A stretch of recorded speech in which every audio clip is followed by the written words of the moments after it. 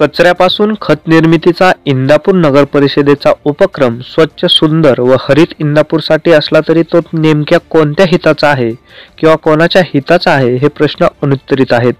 इंदापूर नगर परिषदेने मागास व आर्थिक मागासवर्गीय शासकीय वसतिगृहाला अगदी चिटकूनच खत प्रकल्प राबवलेला आहे। हा प्रकल्प शहराच्या टाकाऊ कचऱ्यापासून बनविला जात आहे। या प्रक्रियेसाठी जो कचरा टाकला जातोय तो सडल्यावर खूप दुर्गंधी सुटत आहे। रोज जमा होणाऱ्या कचऱ्याच्या ढिगाऱ्यावर माशा, डास, चिलट यांचे प्रमाण खूप वाढलेलं आहे।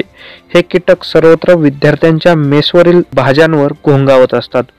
त्यामुळे वसतिगृहातील विद्यार्थी बरोबरच कर्मचारी यांनाही मळमळणे, ताप, घशाचा त्रास, उलट्या, जुलाब, डोकेदुखी यासारखे त्रास होत आहेत।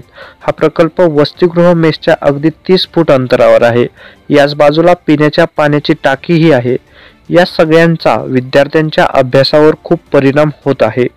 नगर परिषदेकडे एवढी जागा असताना हा खत प्रकल्प वसतिगृहाला अगदी चिटकूनच घेण्याचा हेतू समजत नाही। खरं तर नगर परिषदेवर अॅट्रॉसिटी ॲक्टनुसार गुन्हा दाखल का केला जात नाही, वरिष्ठ याबाबत मूग घेऊन गप्प का आहेत हे समजत नाही। ओल्या कचऱ्यापासून निर्माण होणाऱ्या दुर्गंधीचे प्रमाण कमी केले आहे अशा आशयाचे पत्र इंदापूर नगर परिषद आरोग्य विभागाने दिलेले असले तरी जर एखादा विद्यार्थी दगावला तर याची जबाबदारी नगर परिषद घेणार का? खत निर्मिती प्रकल्प वसतिगृहावरच ठेवण्याचा नगर परिषदेचा हट्ट का तो इतरत्र का हलवला जात नाही हे प्रश्न उपस्थित होत आहेत। या संपूर्ण प्रकरणाचा आढावा घेताना आवाज टुडेने भीमशक्तीचे युवराज पोळ यांच्याशी संवाद साधला आहे। नमस्कार, आवाज टुडेमध्ये सर्वांचं स्वागत। मी आकाश भोसले। इंदापूर नगर परिषदेने जो कचऱ्याचा प्रकल्प केला तो खरं तर महाराष्ट्रभर गाजला, मात्र येथील जे शासकीय येथील जे वसतिगृह आहेत याला नाहक त्रास येथील मुलामुलींना करावा लागत आहे। कारण सामाजिक न्याय विभागाचं जे हॉस्टेल आहे तर त्या भिंतीला चिटकूनच हा प्रकल्प आहे आणि या संदर्भात अनेक वेळा तक्रारी केलेल्या असतात तरी नगर परिषदेने यावर कोणतीही ॲक्शन घेतलेली नाही।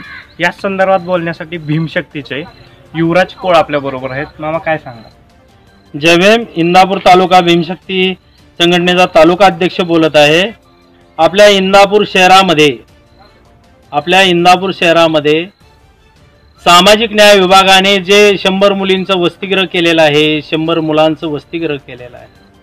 जे दीन दलित गोरगरीब ह्या विद्यार्थ्यांना शिक्षणापासून वंचित राहावं लागत होते, एक शासनाने चंद्रकांत हांडोरे साहेब सामाजिक न्याय मंत्री असताना त्यांनी जो हा उपक्रम राबवला आहे आणि तो वास्तवात इंदापूर शहरामध्ये आणलेला आहे, त्यांना भीमशक्तीतर्फे लाख लाख शुभेच्छा देत आहोत की आज इंदापूर शहरामध्ये हे विद्यार्थी आणि विद्यार्थिनी शिकत आहेत। 18 पगड जातीचे विद्यार्थी आहेत, विद्यार्थिनी आहेत आणि ते शिक्षण घेत आहेत। आज यांच्यातूनच फुले, शाहू आंबेडकर, मातोश्री रमाई सर्व काही निर्माण होऊ शकते आणि होत आहे। आज पुणे जिल्ह्यातील शेवटचं टोक इंदापूर तालुका आहे। या शहराला इंदापूर नगरपालिका अ वर्गातली आहे। या नगरपालिकेला 65 एकर जमीन आहे।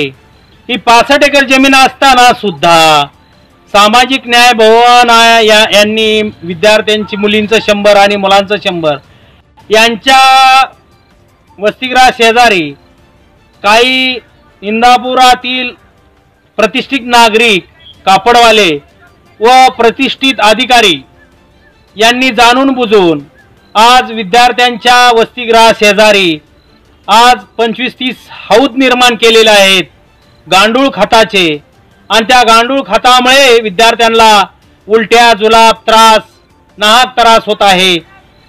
काय काय विद्यार्थी वसतिगृह सोडून गेलेले आहेत, काय आज विद्यार्थी आजारी आहेत। आज हे जर विद्यार्थी घडवण्याचं प्रक्रियेचं काम आपण इंदापूर शहरामध्ये करत आहोत, आज डॉक्टर बाबासाहेबांनी जो निर्णय घेतलेला आहे, शिका, संघटित आणि संघर्ष करा, या शिक्षणापासून जर प्रवृत्त करत असेल तर या जो गांडूळ खताचा आणि शिक्षणापासून विद्यार्थ्यांना पळवून लावण्याचा प्रोजेक्ट केलेला आहे यांनी, आणि विद्यार्थी शिक्षण सोडून ह्या नाहक त्रासाला कंटाळून घरी जात आहे।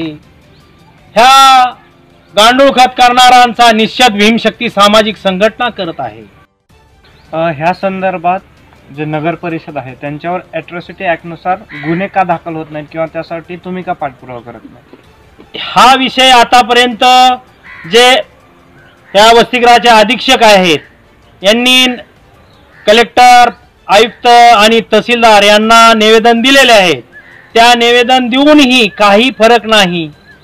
आज इंदापूर नगरपालिकेतले जे प्रतिष्ठित नागरिक आहेत, कापडवाले, इतर सर्व नगरसेवके यांनी स्वतःहून जी मागासवर्गीय विद्यार्थी आहेत या विद्यार्थ्यांना शिक्षणापासून वंचित होऊ नयेत, हे शिक्षण सोडून जाऊ नयेत, यांना आजारी पडू नयेत, यांच्या शिक्षणाचं शिक्षण पूर्ण व्हावे हे जे पाहणारे नगरसेवक, नगराध्यक्ष व CO यांना ह्या विद्यार्थ्याविषयी कुठलीही एक चिंतेची बाब वाटू शकत नाही।